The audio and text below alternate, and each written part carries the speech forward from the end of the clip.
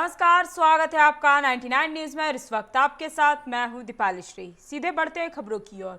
देश में corona virus के मामले तेजी से बढ़ रहे हैं। बीते 24 घंटे में देश में कोरोना के 86,000 से अधिक मामले सामने आए हैं। इस दौरान 1,000 से अधिक लोगों की मौत भी हुई है।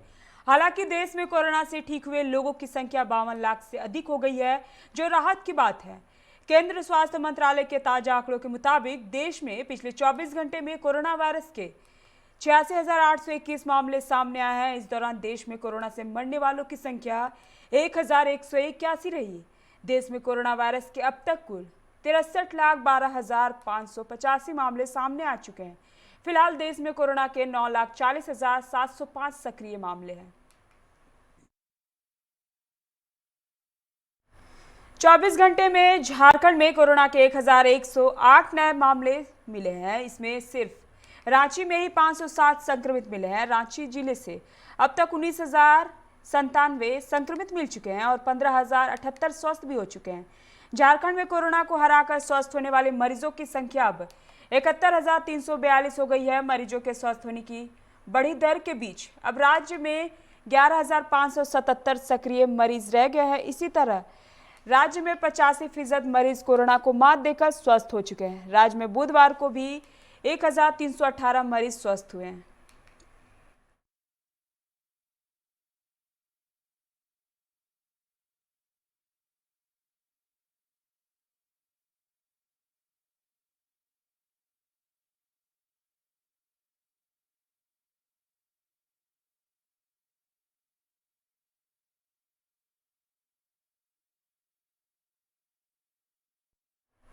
बिहार में कोरोना सैंपल की जांच की संख्या थोड़ी कम हुई है। राज्य में अब तक कोरोना से 900 से अधिक मौत भी हुई है। पिछले 24 घंटे में 1,31,383 सैंपल की जांच हुई, जिसमें 1,435 नए संक्रमित मिले हैं। राज्य में कुल संक्रमितों की संख्या बढ़कर 1,82,907 हो गई है। वहीं कुल स्वस्थ होने वालों की संख्या भी बढ़कर 1,69,625 हो गई है, जबकि राज्य में कोरोना एक्टिव मरीजों की संख्या कम होकर 12,376 रह गई है। रिकवरी दर भी बढ़कर 92.474% पर पहुंच चुका है। झारखंड के शिक्षा मंत्री की स्थिति गंभीर होती जा रही है। आज सुबह उन्हें रिम्स अस्पताल से मेडिका अस्पताल रेफर किया गया।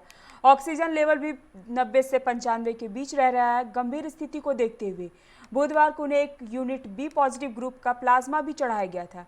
क्रिटिकल केयर कोविड आईसीयू में मंत्री जगन्नाथ महतो का इलाज कर रहे चिकित्सक डॉक्टर प्रदीप भट्टाचार्य ने बताया कि रिम्स में भर्ती होने के बाद से उनकी सेहत में सुधार तो हो रहा है, लेकिन अभी उन्हें पूरी तरह स्वस्थ नहीं कहा जा सकता। बॉलीवुड की तर्ज पर झारखंड में भी फिल्म उद्योग को बढ़ावा देने के लिए फिल्म स्टूडियो खोलने की दिशा में राज्य सरकार आगे बढ़ सकती है। मुख्यमंत्री हेमंत सोरेन ने इस बाबत इच्छा जाहिर करते हुए झारखंड से जुड़े सिने अभिनेता अली खान को प्रस्ताव देने को कहा है। अली खान ने मुख्यमंत्री को इस बाबत का एक ज्ञापन सौंपा। रांची और उसके आसपास के खूबसूरत लोकेशन पर स्टूडियो स्थापित किया जा सकता है। अली खान हिंदी व भोजपुरी फिल्मों में अभिनय करते हैं।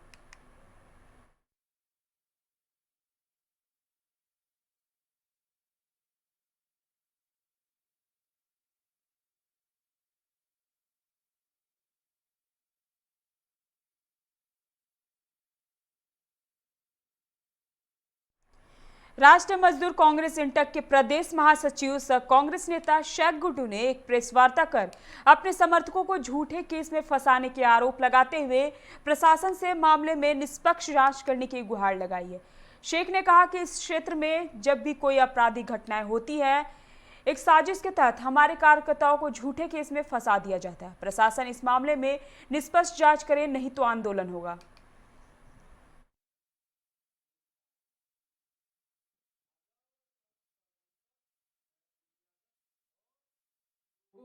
यूपी में आज से कुछ दिन पहले किसी ने गोली चलाया और हमारे लोगों को झूठे मुकदमे में फंसा दिया। शेख डब्लू ने फोन किया था, ये बात सत्य है, लेकिन उन्होंने अपना ट्रैकर रखवाने के लिए उन्होंने फोन किया था और इसका निष्पक्ष जांच हो। झरिया के लोधना ओपी क्षेत्र में कल हुए भू धसान के घटना के 48 घंटे बाद भी अब तक बीसीसीएल प्रबंधक के घटनास्थल पर नहीं पहुंचने के कारण लोगों में रोष है। अब तक भू धसान पीड़ित परिवार को आवास की व्यवस्था नहीं की गई है, जिससे पीड़ित परिवार रात भर खुले आसमान में रहने को मजबूर रहा। इस परिवार का कहना है कि बीसीसीएल प्रबंधक उनके साथ भेदभाव कर रही है।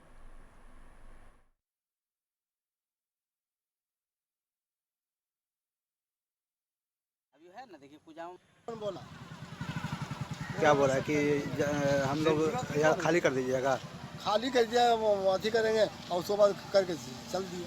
तो आप लोग मांग क्या करते हैं? हम लोग मांग करते कि हमें जैसे घर था वैसे घर उठा दीजिए और कोई दिक्कत नहीं। रात को खुले में गुजारे होंगे तो खुले में रोड में रहे, रोड में रहे।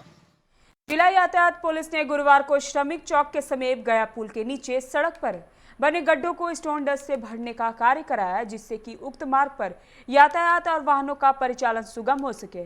ट्रैफिक इंस्पेक्टर आरपी वर्मा ने बताया कि गया पुल के नीचे बारिश के वजह से बने गड्ढों के कारण यातायात बाधित होती थी, जिसके वजह से सड़क पर अनावश्यक जाम लग रहे थे। सड़क जाम को कम करने के लिए सड़क का समतलीकरण किया गया, जिससे कि यातायात सुगम हो सके।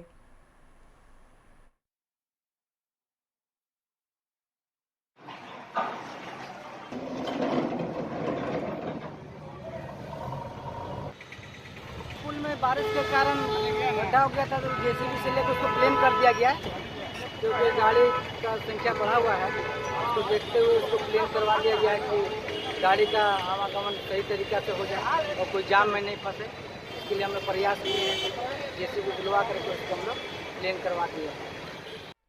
धनसार थाना क्षेत्र अंतर्गत दहुआटाड़ में अवस्थित बाल संप्रेषण गृह में गुरुवार को सुरक्षा को लेकर मॉक ड्रिल किया गया। इसके बाद इलाके में अफरा तफरी मच गई।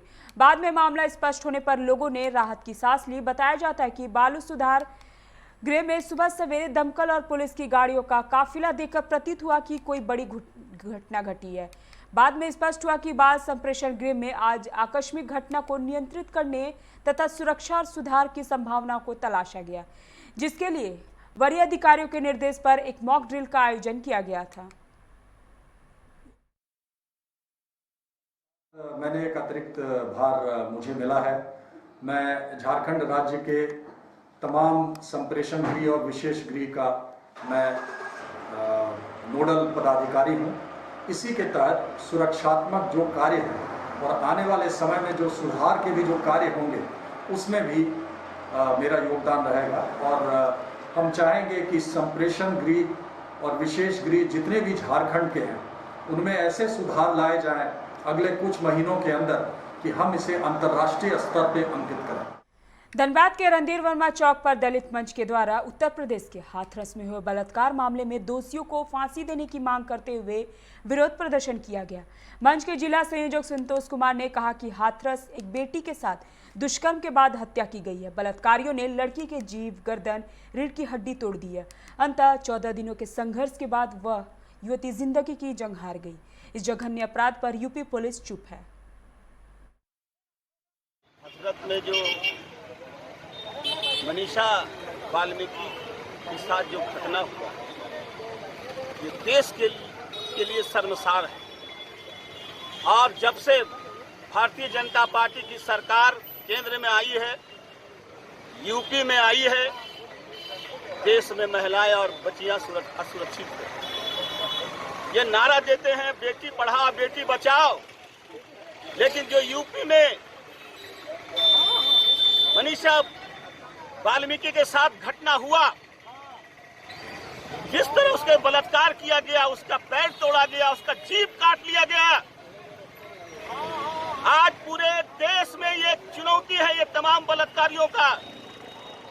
कंगना के लिए पूरा देश की सरकार, भारतीय जनता पार्टी की सरकार ने कंगना को सुरक्षा देने के काम किया गया, लेकिन वहीं पर वाल्मीकि बेटी की जो बलात्कार करके हत्या एक तरह से हो गया, और जिस तरह सबूतों को छिपाने की प्रयास ये आदित्य नारायण जो खास करके मुख्यमंत्री कर रहे हैं, मैं सावधान कर देना चाहता हूं कि इस देश में मनुवादियों की जो प्रवृत्ति है, जो देश में लागू करना चाहता है, उसमें खास करके दलित शोषण मुक्ति मंच, उसके साथ जो हमारे सोशल से जुड़े हुए तमाम लोग, सामाजिक संगठन लोग, इसका घोर निंदा करता है इस घटना का।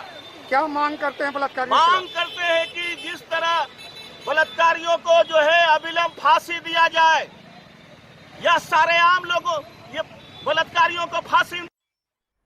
कोडरमा जिले के डोमचाच महताडी निवासी मन्नू साव पिता मुन्ना साव का शव गुरुवार की सुबह सीएम हाई स्कूल के मैदान से सटे एक पेड़ से झूलता हुआ मिला। सूचना मिलने पर घटनास्थल पर पहुंचकर परिजनों का रो रो का बुरा हाल है। स्वजनों के अनुसार युवक बुधवार शाम को ही अपने घर से निकला था, फिर देर रात तक अपने घर नहीं लौटा। परिवार के लोगों के मुताबिक मन्नू शाह अपने मां को शाम में 900 रुपए देकर घर से निकला था। उसके गले में प्लास्टिक की नई रस्सी का फंदा मिला, जिससे वह पेड़ के सहारे झूल रहा था।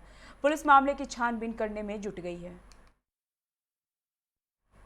बोकारो रामगढ़ उच्च पथ पर जैना मोड़ के समीप हुई सड़क दुर्घटना में चास एसडीएम शशि प्रकाश सिंह घायल हो गए।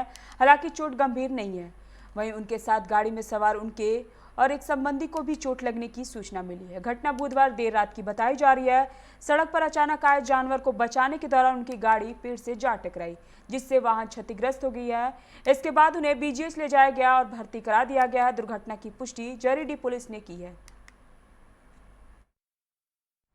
बिहार के गांधी मैदान थाना पुलिस ने बुधवार की देर रात बिस्कोमान भवन के पास वाहन चेकिंग में 74 लाख रुपए जब्त किए हैं। पुलिस ने फॉर्च्यूनर यूपी 65 CR 7000 के चालक सोनू समेत 2 लोगों को हिरासत में लिया है।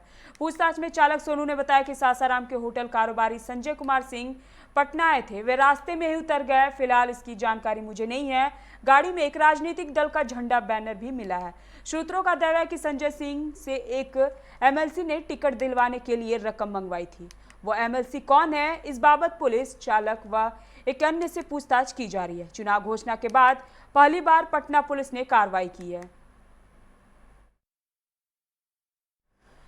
कोविड-19 महामारी के बीच 1 अक्टूबर से विधानसभा चुनाव के पहले चरण की 71 सीटों पर पर्चा भरने का दौर शुरू हो जाएगा। इससे पहले चुनाव आयोग अधिसूचना जारी करने संबंधी औपचारिकता पूरी करेगा। पहले चरण के लिए 28 अक्टूबर को मतदान होगा। 17वीं विधानसभा चुनाव में मतदाताओं को 1 घंटे का अतिरिक्त समय मिलेगा। सुबह 7 बजे से शाम 6 बजे तक मतदान होगा, लेकिन यह बदलाव नक्सल प्रभावित क्षेत्रों में नहीं होगा। पटना के बेउर इलाके में भाजपा मंडल उपाध्यक्ष राजेश कुमार झा उर्फ राजू बाबा को आज गुरुवार सुबह गोली मारकर हत्या कर दी गई है। वे सुबह में बेउर थाना के अंतर्गत तेज प्रताप नगर में अपने घर के पास टहलने के लिए निकले थे। इसी बीच सीताराम उत्सव हॉल के पास बाइक सवार 2 नकाबपोश अपराधी उनके पास आकर रुके और कनपट्टी में पास से सटाकर गोलियां उतार दी, जिससे राजू बाबा की मौके पर ही मौत हो गई। अपराधी घटना को अंजाम देकर आराम से फरार हो गए। यह घटना लगभग सुबह 6 बजे की बताई जा रही है। मौके पर बेउर थाना की पुलिस पहुंचकर जांच में जुट गई है।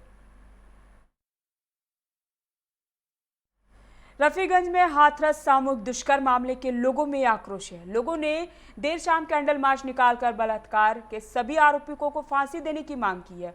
युवा राजद के प्रखंड उपाध्यक्ष संतोष कुमार एवं छात्र राजद प्रखंड अध्यक्ष शल्लू यादव ने कहा कि सरकार को जल्द से जल्द उन दोषियों को फांसी की सजा सुनाए। साथ ही साथ 2 मिनट का मौन धारण कर मृतक की आत्मा की शांति के लिए प्रार्थना किया गया और पुलिस जांच में जुट गई है।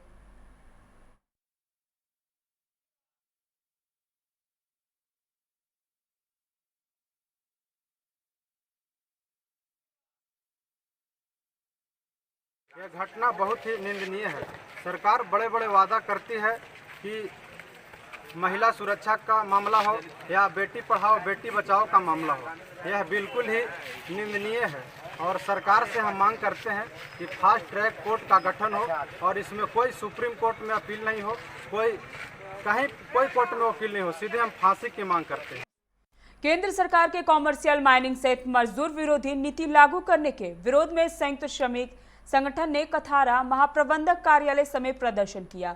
इस दौरान यूनियन प्रबंधन को 12 सूत्री मांग पत्र सौंपा गया। प्रदर्शन में उपस्थित UCWU महामंत्री JBCCI सदस्य लखनलाल महतो ने कहा कि केंद्र सरकार कोयला मजदूरों पर जुल्म करने को आतुर है, जिसे होने नहीं दिया जाएगा। दिया गया है 12 सूत्री मांग, उसमें सबसे ज़्यादा यही बात कही गई है कि कॉमर्शियल माइनिंग के लिए नीलामी रद्द करो, कोयला का विनिवेश, कोल इंडिया का विनिवेश मत करो, निजीकरण मत करो, ये सारी बातें लिखी हुई है। और उन सारी बातों को लेकर के हम लोग पिछले दिनों लड़ते रहे, संघर्ष करते रहे हैं और 2, 3, 4 जुलाई को भी हम लोगों ने हड़ताल भी किया था। फिर 18 अगस्त को हड़ताल करने वाले थे कि सरकार ने बोली का डेट को स्थगित करते हुए बढ़ा दिया और आज बोली लग रही है फिर से कोयला खदानों की। तो हम लोग आज मांग पत्र सौंपे हैं। उस अभी के बुलेटिन में फिलहाल इतना ही। तमाम खबरों के लिए आप बने रहिए 99 न्यूज के साथ। नमस्कार।